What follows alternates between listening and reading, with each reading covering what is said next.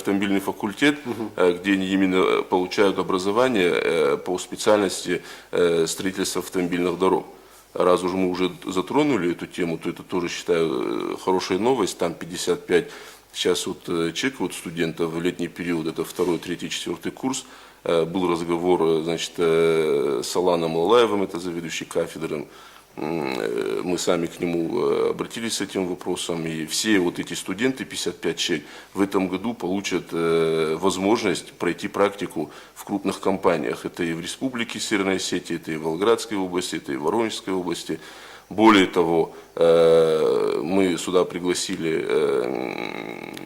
с Воронежа проектный институт, который нам обещает в год 15 оттуда выпускников забирать. Значит, в крупные города они их будут определять, значит, в разные предприятия, в крупные, солидные, на достойную зарплату. И они, как нам и сказали, через 2-3 года вы будете получать уже в республику хороших специалистов. Я общался еще с руководителями 2 крупных предприятий в Москве, то же самое.